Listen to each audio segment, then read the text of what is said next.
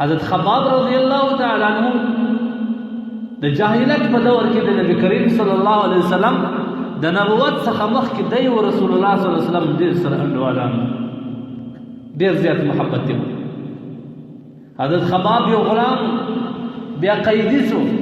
د جاهلیت په زمانه کې د وخت د زمانه د حکومت د لارې دی په قید کې وولید بند شو. بیا یو جاهلا دا وخت د زمانه یو سرکشه کافر دی رانیسي د جیل څخه ازادي او خپل د ځان غلام یې جوړوي. حضرت خباب رضی الله تعالی عنہ چې د غلامتوب څخه د جیل څخه راوځي او د بل چا و غلامۍ ته ځان اچي هغه سره سره د دې خبرې چې هغه ستا د جاهلیت د دور محمد د نبوت دعوه کړې دې دوه خو ډېر سره انډیوالان. حضرت خباب فوراً ولاړي پر حضرت محمد مصطفی صلی الله علیه وسلم ایمان راوړي. دا د حضرت خباب بادار دا ډېر ظالم ناترس سړی هغوی چې خبر سو چې حضرت خباب زما په پشاله باندې زما په پټه باندې زما پر دشمن محمد باندې ایمان راوړی دی چېرته به حباب دی هغوی پرېږدي. حضرت خباب رضی الله عنه ته دومره سزا ورکړل په اور یې وسوځوي په لوږې کې ډوډۍ ورباندې بنده کړله حتی چې کتابونه لیکي چې وسپنه به یې ګرمه کړل بیا به د مبارک په ملا باندې نیول. حضرت خباب رضی الله عنه راځي رسول الله صلی الله علیه وسلم ته شکایت کوي چې د الله رسوله د ستا دین حق نه دی د ستا قرآن حق نه دی د دې دین په برکت باندې د دې قرآن په بدله کې نن ما ته خپل بادار دومره سخت عذاب راکوي. ای د الله رسوله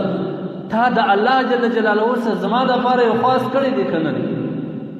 نبی علیه الصلاة والسلام دومره سخت پریشان شو چې کتابونه لیکي چې د رسول الله صلی الله علیه وسلم چې به کوم وخت غضب راغلی کوم وخت چې به ده ته غصه راغله د ده مخ به تک سور واړوي حتی احمر وجهه دومره پریشانه شو دومره ورته غصه راغله چې حضرت خباب رسول الله ته دا وویل چې ای د الله رسوله تا زموږ د دې مشکلاتو زموږ د دې سختیو زموږ د دې مصیبتونو چې دا ظالمان پر موږ باندې تېري د دې په باره کې الله ته آه کړی دی د الله نه د دعا غوښتې ده. رسول الله صلی الله علیه وسلم د حضرت خباب په دې خبر باندې ډېر سخت خفه شو ډېر غصه او دا یې ویل چې احسب الناس ان یترکوا ان یقولوا آمنا وهم لا یفتنون آیا الله خلق یوازې پر دې باندې پرېږدي چې موږ ایمان راوړي بس الله به امتحان نه ځینې اخلي الله به د دې ازمایش نه اخلي الله به جل جلاله به پر دې باندې امتحانونه نه کوي. نبی علیه الصلاة والسلام په ډېر عجز باندې ورته وایي په ډېر افسوس باندې ورته وایي چې ستاسو د مخې انبیا تېر سوي وه پر هغو انبیاو چې کوم انسانانو ایمانونه راوړي وه هغه یې په اره باندې پرې کړله هغه په اره باندې اره کړله په اور باندې وسوځوله حتی چې د ژمنځې د اور او د اوسپنې ژمنځې جوړې کړلې بیا یې په اور باندې ګرم کړلې بیا د دې مسلمانانو په ملا او په نس کې راتېرولې د اور ژمنځې د دې په بدنو کې راتېرې کړلې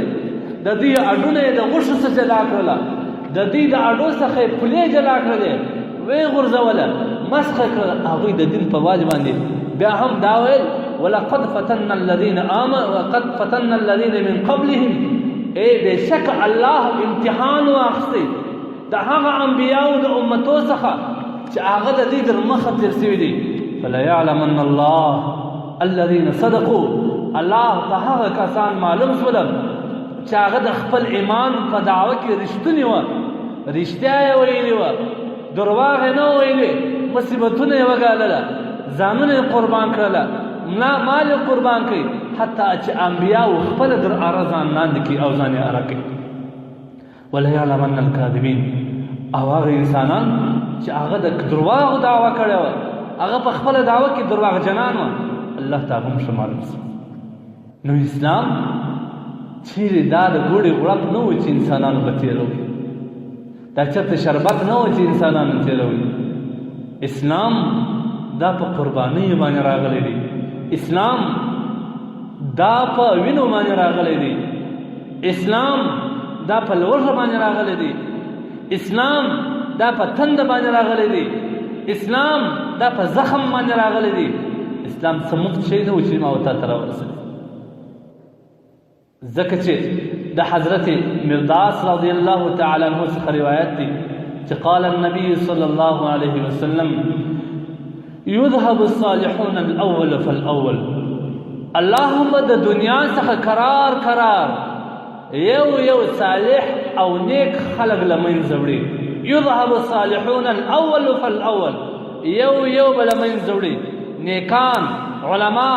ولیان، مفتیان او شیخان دا به یو له دنیا څخه ځي، بزرگان به یو له دنیا څخه ځي. بیا به څه کېږي؟ وتبقى حفاله لکه حفالة الشعیر او تمر. بیا به هغه سپم پاته سي،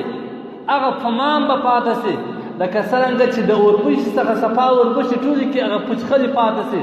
لکه څنګه چې د خرما څخه غټې خرما ښایستې خرماوې ټولې کې پچخلې پاته سي. بیا نبی کریم صلی الله علیه وسلم څه فرماوي؟ لا یبالیهم الله بالا. الله بیا په دې باندې باک هم نه کوي. دا انسانان چې پاتې سو، الله ته بیا د انسانانو پروا نه.